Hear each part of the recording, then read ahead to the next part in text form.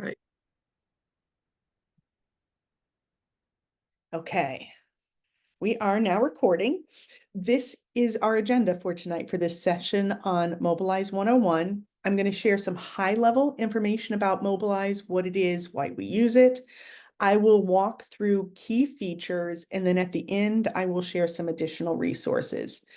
I did see some comments in the chat, people hoping for information on some of the deeper features. I'm not going to go super deep in this session today, but again, I do have office hours and I'm always available to help then. Quick note here, if when I say mobilize, you really don't know what I'm talking about, if you do not have access to the Mobilize tool, then I can share resources for you that might be better aligned with how you can get involved in the campaign. We are knocking doors in North Carolina. We have been for months and months. We are making calls both to voters and volunteer recruitment calls. And I do have quite a few training topics that I'm covering, and you are always welcome to attend those. So I will share more specifics at the end. So about Mobilize. Mobilize is one of our key organizing tools. I also do quite a bit of training about Vote Builder, which is the Democratic Party's database. Mobilize is our events management program. So you used Mobilize to sign up for tonight's event. You got a confirmation email from Mobilize. You probably got a reminder text and or email from Mobilize. That all happens automatically as features of the Mobilize platform. So for us as organizers, if you are hosting events, whether you're a county party chair, you're a precinct leader, you're a candidate, Mobilize is a really good tool to keep track of all of the volunteers who come in and attend your events. Those automated text and email reminders are really helpful. Those reminders reduce volunteer drop-off by 30%. As an organizer, whenever I'm planning an event, there's a general assumption that 50% of people won't show up. Mobilize and the automated reminders does help get more people to attend your events. I am also a big fan of making confirmation calls, though we didn't have a chance to do it for today. Making those phone calls where you actually get a chance to talk to a person about an event is really helpful for making sure people do attend your event. If you have integrated your Mobilize account with your Vote Builder account, everything that happens in Mobilize is automatically updated in Vote Builder. So for example, when you signed up for tonight's event, because the NCDP has Mobilize and Vote Builder integrated, your information then showed up in Vote Builder in the My Campaign section, and I can very easily pull a list of everyone who has signed up for tonight's event, for example. If you are a county party chair with the NCDP and you have not synced up or connected your Mobilize and Vote Builder accounts, reach out either when I share my email at the end of the presentation or after I send the follow-up email tomorrow. Reach out to us and Brian, our data director, can help get that integrated for you. So the NCDP is making Mobilize available for free for our county parties. This is sometimes different in election cycles. This year, we're making it free to the county parties. I encourage you to use this, not necessarily for maybe your regular meetings of like a committee or something, but anything where you are doing direct voter contact. It's really a great marketing tool, so people will find out about your event even if you don't already know them, if it's posted on Mobilize. Anybody who signs up for an event through NCDP on Mobilize, they get promotional emails after they've attended an event, and a lot of those events that are promoted is based on geographic area. So if you have an event in the county, for example, of somebody who's attending one of my trainings, they might get a promotional email encouraging them to come to your event. So it's a really good way to broaden our network of volunteers.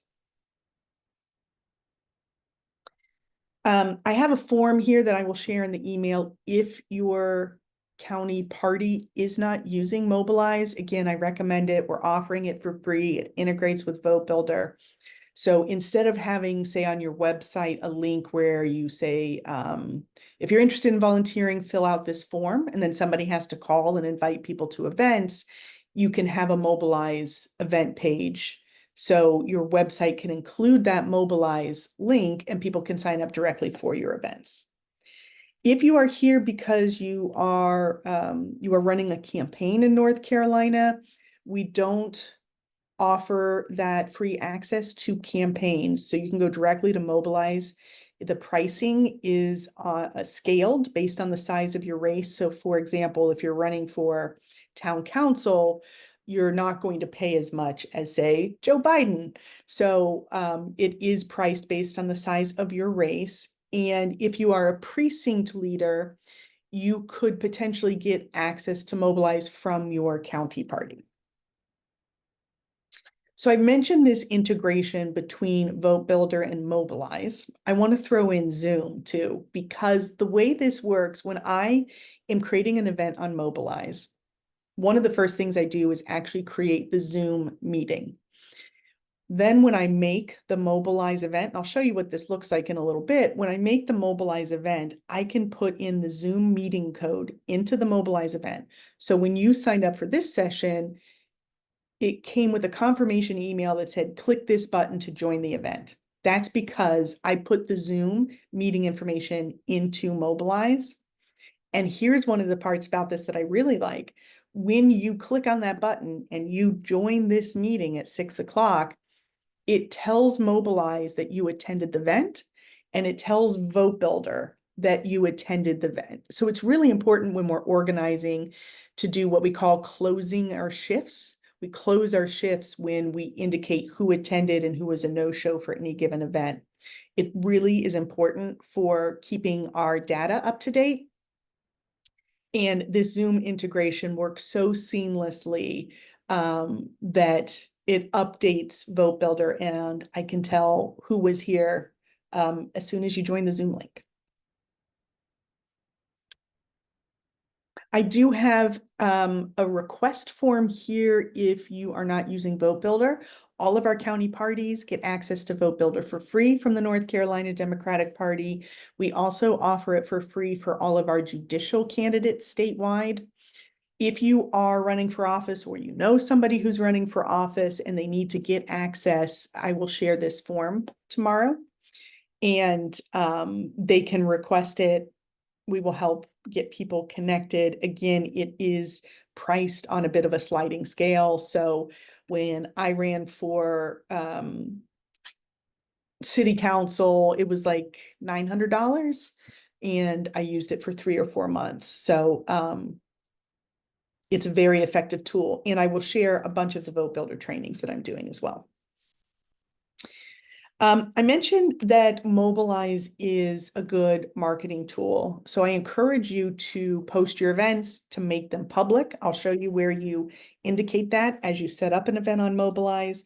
And then people who you don't already know, who aren't already in your network or already in your email distribution list, they can find your event and they can attend, and now you have a new volunteer in your area. Okay.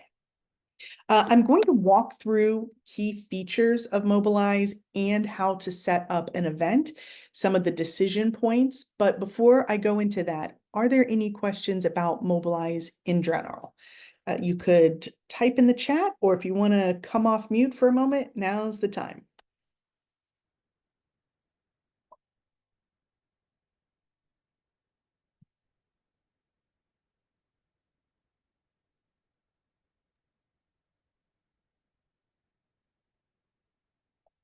Christy.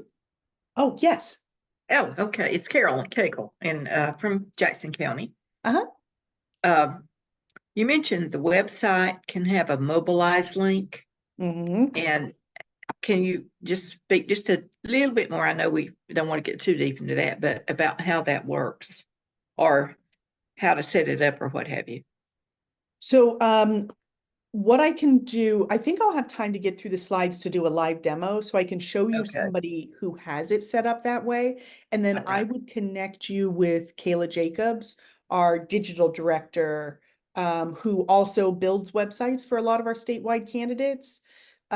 So she can help you with that. I'll give you her contact information. Kayla Jacobs. Okay. And what's her title? She's the digital director. Digital. Okay. Mhm. All right. And Thank you. her email, I'm going to share it on the last slide, but I'll go ahead and type it in the chat. And I will also put mine right now since I'm typing. Jackie, I see your question as well. So let me walk through the screenshots I have of how to create an event, and I'll talk about opportunities to target events. I want to, so I've got this slide in here for a couple of reasons. If you um, like to two screen, if you want to follow along as we go, now's the time to get into Mobilize. Or when I send these slides out, or for people who might be watching this video in the future, this is kind of a note to you. This is a good time to log into Mobilize if you want to try to follow the step-by-step process. I encourage people to bookmark Mobilize if you're using it a lot. And you can see here, I've gone to mobilize.us. And in the upper right-hand corner is the login button. If you are not logged in, there's a big red arrow pointing to it. If you do not already have a Mobilize account, you won't be able to log in. You need to get access first. So again, if you are a county party, ask me or Kayla. If you are a precinct leader, ask your county party. If you are a judicial candidate, ask me. If you are another type of candidate, you would get your own account from Mobilize. This is the login process for Mobilize. So I want to share it because it's a little bit different. You don't use a password. So they use a process that they call Magic Link. And basically, I'm going to click here to log into Mobilize with the Magic Link. I put the email address that my account is under, which is my NCDP email. Click on the Magic Link button, and then it sends directly to my email. This is what it looks like when the email comes. So you can see this is a snapshot of my email inbox. So it's from Mobilize. The subject line is your login link for Mobilize. And then when I open that email, I've got this big blue button that says log into Mobilize. So that is how I log into Mobilize, and how you probably will too. Now that I'm logged in, you can see in the upper right-hand corner, instead of saying login, it says menu. When I click on menu, in the image in the upper left-hand corner, this is what comes up. So at the top is my name and email. I've got some information there, and then it says organize for North Carolina Democrats. That's what I've got, the red arrow pointing to the left. So you might have access, maybe you are organizing for the Wake County Dems, and you might be organizing for the maybe the Women's Caucus or the Progressive Caucus. So there might be a couple of different organizations you're organizing for eventually. You're going to want to select whichever organization you're creating an event for in that moment. As you can see, I only have one account that I have access to. Most people only have one, but just in case you have two, I wanted to mention it. So once I click on Organize for North Carolina Democrats, the screenshot I have on the bottom of the page is what comes up. And I'm going to walk through the process to create a new event. There are 5 different event types that you can create here. I have literally only ever used a scheduled event. Other types of organizations might use some of these. Mobilize is available for nonprofits in addition to political campaigns. So maybe these are more relevant for those types of organizations. I've only ever used schedule event. I have this dotted red box around that. When I click on scheduled event, you can see on the right-hand side of the screen, it brings up the new scheduled event data entry page. So I'm going to walk through that. There are a lot of optional fields, but there are a handful that are required in order to set up an event. And that's really what I'm going to focus on. The first required data point, and you can see it has an asterisk at the end of it on the form, is the event name. You have to give your event a name. This should be a name that's meaningful to the people you hope will attend. So this can be as creative or as straightforward as you want. I am a very practical person, so this event I'm holding tonight was called Mobilize 101.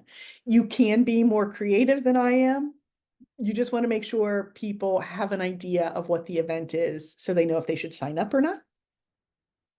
The next mandatory field is the event type. I have a screenshot here on the right of all of the different types it could be. You're most likely to use Canvas, phone bank, maybe a community event, voter registration. Everything I do is training, but these are the options for the types of events, and you should pick whatever is closest to your event because users could potentially say, show me whatever community events are happening in North Carolina, or show me all the phone bank opportunities. So you want to make sure you're indicating what kind of event you have. Next, you will select if your event should be visible to the public or if it should be private. Again, I don't think I've ever made a private event, or at least very, very rarely. One of the advantages of it being a public event is that new volunteers who you don't yet know could find your event, show up, and turn out to be really fantastic volunteers who work with you for a long time. So from a marketing perspective, I really encourage people to put public. You might put a private event. I guess I've made private events sometimes when I wanted to get it posted, but I didn't yet have all the details. My first job. I had to make them private at first until my boss reviewed and approved them, and then I could make them public. But generally, I make everything public. If you're holding an event that's like at somebody's house and you want the address to be private, I'm going to show you how you can do that. You could still mark the event as public and then not share the address with people until they have registered or at a later date. I encourage you here in this event details or event description box to put whatever information people will want to know to attend your event. It can be as little as, one word or something. There has to be something here to create your event, but I encourage you to provide some details so people know what to expect. If you have used a creative event title, then you might want to put some literal information here so people know what they're covering. For my trainings, I try to put the agenda of the topics I'll be discussing. If you want people to know, we're going to meet at the park and there'll be a potluck afterwards, you can put any of that kind of information in there. Next, you can upload a photo. You don't have to. It will put a graphic automatically based on the category you selected. So if you select a phone bank, it's going to put a bunch of pictures of telephones. If you select a training, I think it puts a pencil and a notebook or something. So you can use the default or you can upload a photo. There is a little bit of guidance here about the sizing, 1200 by 630 pixels. You could put a photo of your team doing a similar event last time around or of the location you're going to meet. I have some cute graphics that I use for my trainings that the digital director created for me. It does help get people's attention when they're on the web page and maybe they're just skimming around. So I do encourage you to have a good quality photo or graphic here. Next, you will indicate if your event is going to be virtual or in person.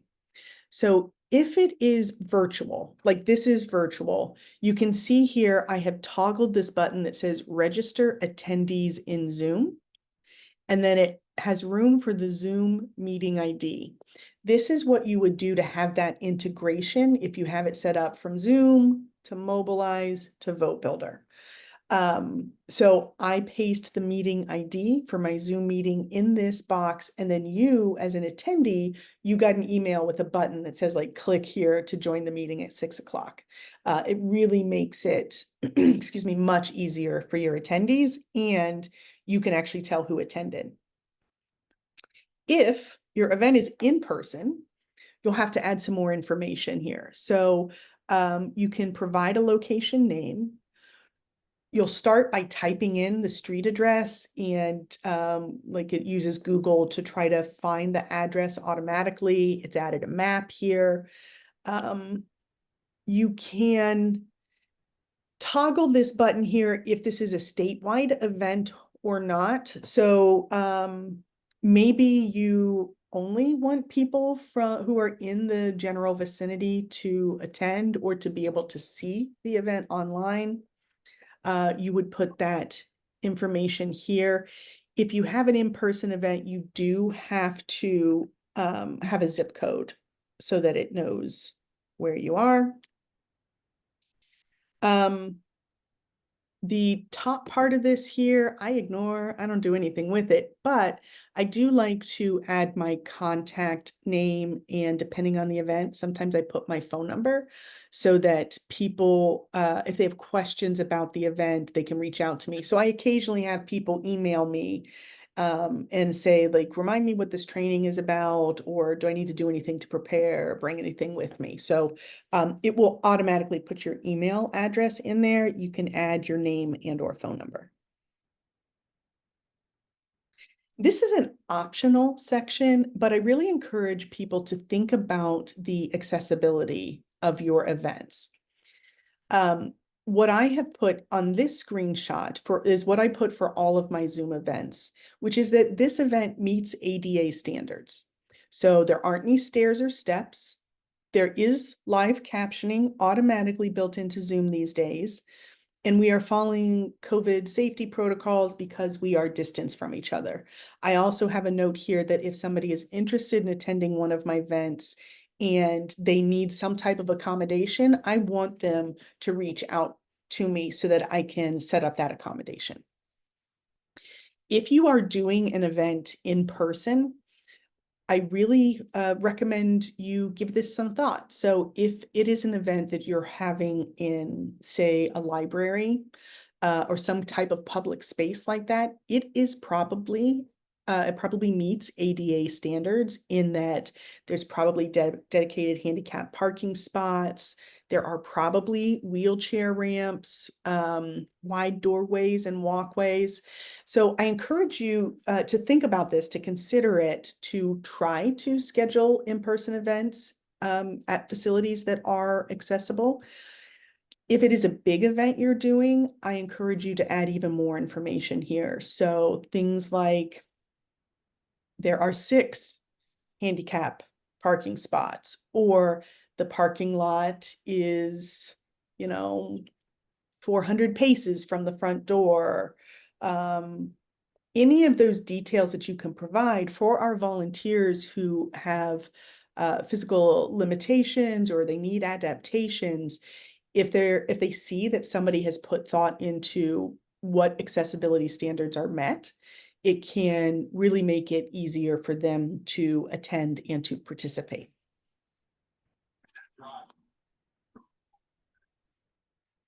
Okay, so now we have the schedule box, and this is really, this is pretty much the last thing you have to put in here. So you will click the blue button that says add times. and then add the date and time of your event. So for Mobilize to work, you have to have at least one occasion to use this tool here. Most of my events have a start date.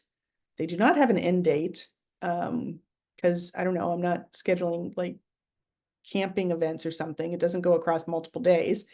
You will put in the start time, and then I really encourage you. I can't remember if it's mandatory or optional, but I always put in an end time so people know what to expect. Is this an hour? Is it 90 minutes? Is it 3 hours?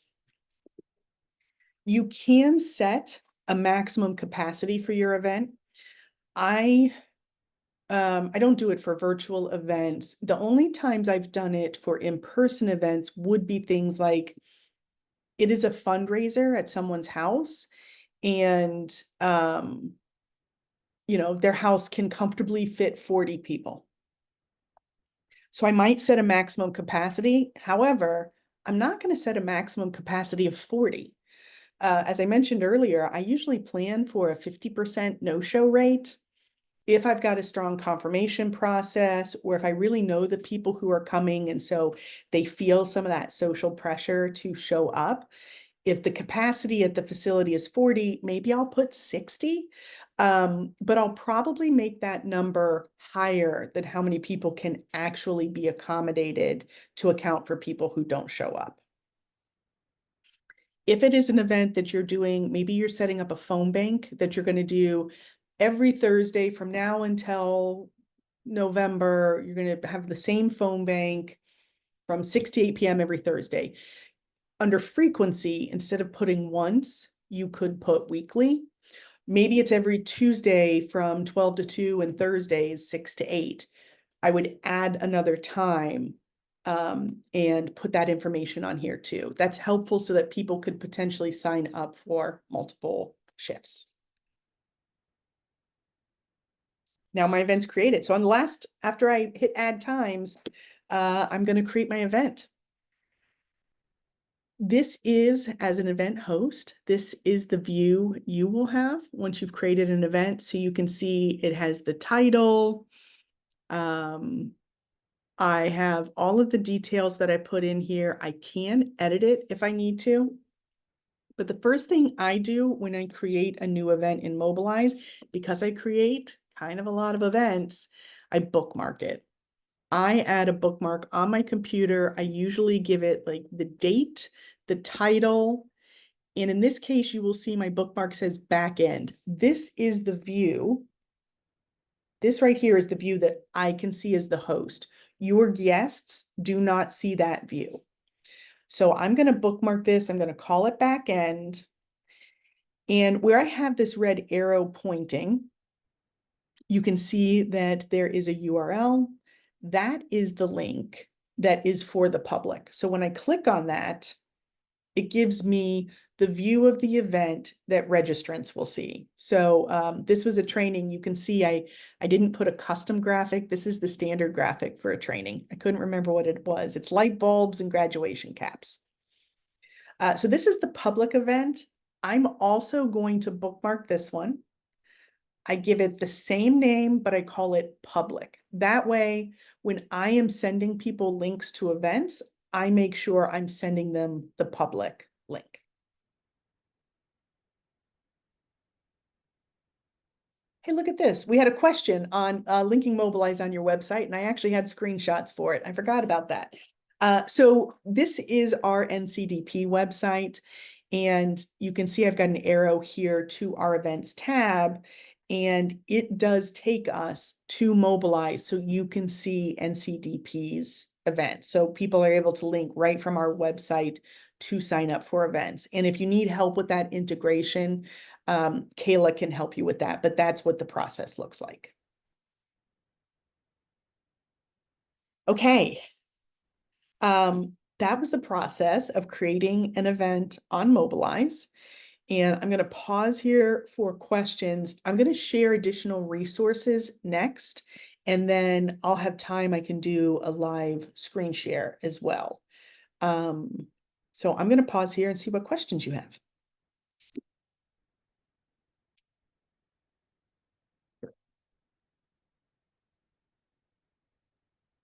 Jackie, target events. Let me, I didn't quite get that. I did talk about if it's statewide or not. So let me, when I get to the screen sharing, click through some of those options. And I got a private question here. How do members get signed up for the Mobilize email? So once someone has attended an event on Mobilize, then they get promotional emails from Mobilize about other events they might like to attend. So if this is your first Mobilize event, first event you've attended with the NCDP, you will now start getting those promotional events. I don't know how to sign up for it, like if you've never attended an event. I don't know. We'll look to see if we can figure that out.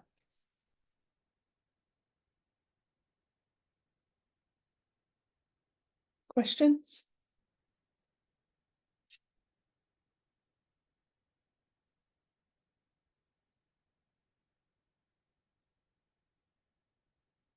All right.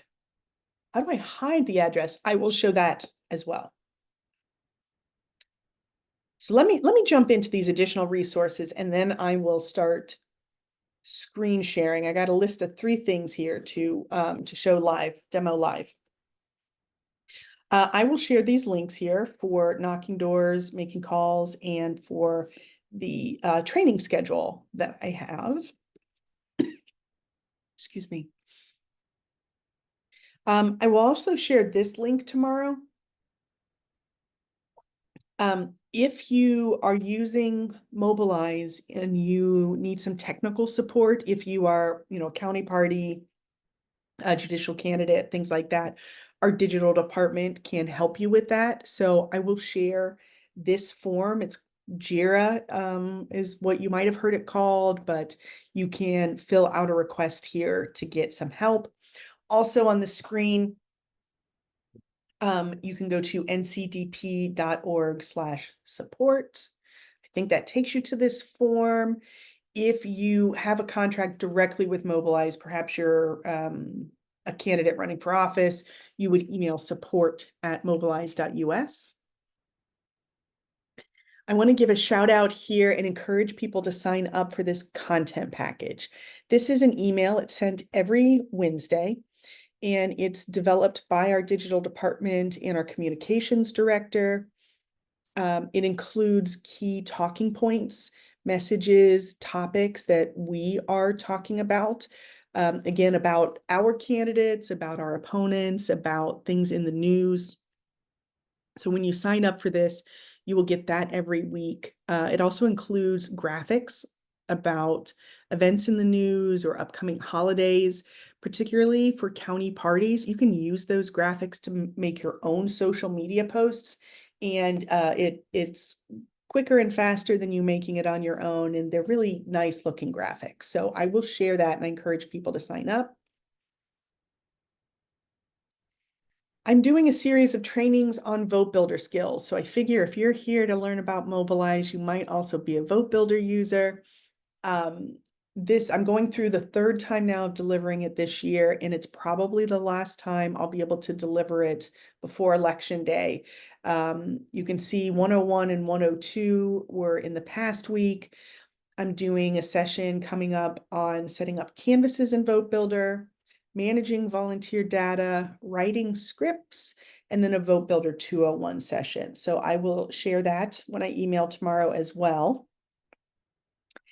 This is our schedule of canvases. There is a link I will share that is updated every week with all of the canvases that we have coming up. We have Project 100 is what our organizing team is working on. We want to talk to voters in each of the 100 counties in our state. So you can see here, we have quite a few this weekend. Next weekend is a light schedule because we have our annual Unity Dinner, our major fundraiser, where Nancy Pelosi is coming to be our keynote speaker. Then we have some dates beyond that in July, along with on the bottom, it lists some counties that have canvases on a regular basis. This is a reminder for me to share the link as well for our phone banking. Okay, and That's my contact information and Kayla's, the digital director. So I'm gonna stop screen sharing. I am going to stop recording.